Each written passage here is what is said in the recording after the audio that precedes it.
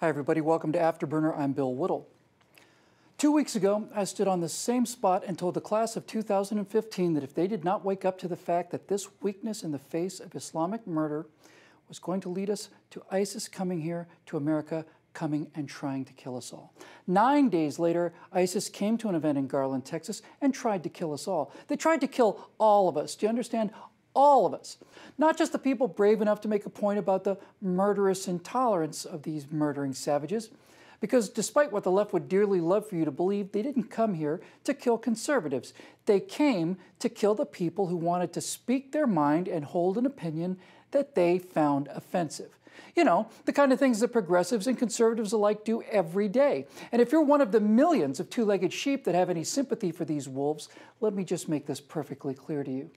If you think Pam Geller and the organizers of that event somehow deserve to die for expressing their opinion, well, that's no different than saying that Andre Serrano deserves to die for his incredibly provocative and offensive work called Piss Christ, a photograph of a crucifix in a jar of urine.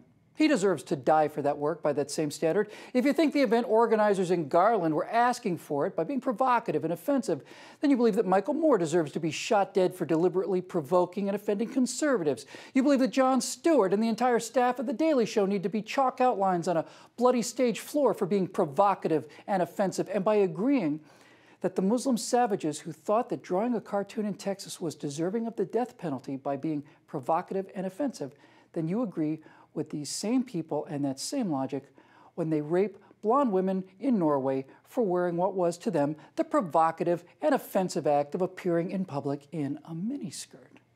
You know, she was just asking for it. If she didn't want to get raped, she should have worn a burqa. That's your position. You know, there's a word for this, and it's not tolerance, and it's not enlightenment, or fairness, or wisdom, any of those fig leaves. There is one thing that drives this phenomenon, this somehow explaining or even mitigating the actions of murderers who want to respond to cartoons with bullets. And that word is simple, unadorned, unrefined cowardice. Cowardice. The kind of museum-grade cowardice shown recently by Gary Trudeau, who said that the massacre of cartoonists at the Charlie Hebdo office in France was, while regrettable, somehow justified because they were picking on a downtrodden, ostracized class. The mass murder of cartoonists blithely and cleverly explained away by a cartoonist. You know, Gary Trudeau is a multimillionaire who has a house on his own little island in Connecticut. Millions of small, average Americans find what he writes to be provocative and insulting every single day. I wonder if Gary thinks it's okay if someday they give him what he deserves for being provocative and offensive. You know, progressives support Andre Serrano's right to be insulting and provocative, and Michael Moore and Jon Stewart and Gary Trudeau's, they fight for their right to be provocative and insulting, but not for any belief in the actual principles of free speech, because that would take courage.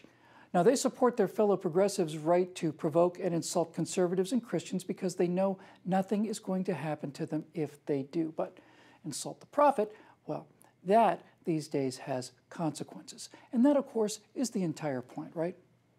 These radical Muslims smelled the fear coming out of these New York skyscrapers and thought that that stench covered the entire country. 2 of them discovered that in parts of Texas anyway, the air is still fit to breathe. Now, you see this? This is a bell curve. It's one of nature's hidden laws, this funny squiggle, because it determines, among other things, how attributes are distributed across a population. For example, if we're talking about height, there are very few people over 7 feet at the tall end of the curve, very few people under 5 feet at the other end, and right there in the center of this giant bulge is the average American male height of 5 feet 9.5 inches. This bell curve can be applied to height, or weight, or speed, or intelligence, and it can also be applied to cowardice. I've spent the last year studying in great detail the effects of fear on a population.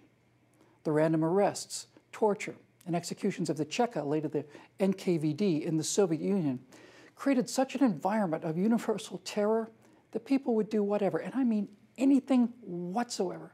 They'd sell out their wives, their children. They'd praise Stalin as they were being shot in the back of the head in his name. They would do whatever the wielders of that terror wanted them to do. And long before the dreaded murderers of the SS took over the terror machine in Germany, the SA, the brown-shirted stormtroopers of the National Socialist German Workers' Party, well, they weren't murderers. Well, most of them weren't anyway. So what were they? Well, they're just thugs. They're a private army of thugs that tore down opposition posters, threw beer mugs, and mostly beat up their political opponents, namely communists, supporters of the democratic Weimar Republic, homosexuals, and of course, the Jews.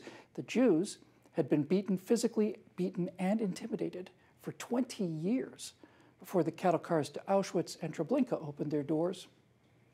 Now, this bell curve can also be a bell curve of fear. Right here on the leading edge are those people who speak their minds for a living and then, out of fear, say things like, well, they crossed the line, or I support free speech, but.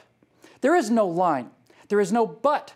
Speech is either free, you can say what you want without being murdered for it, or you can't. You're not 60% dead and you're not a little bit pregnant. Speech is either free or it isn't. So we can fight the people who want to murder us for our speech, who, when you get right down to brass tacks, really want to murder us for our thoughts. And we can also fight those who apologize for them out of a vague, unfocused fear and cowardice. And we can fight them now, while we're still at the leading edge of the bell curve of cowardice, where cowardice lives mostly in New York skyscrapers and not in the heart of a Texas policeman with a pistol.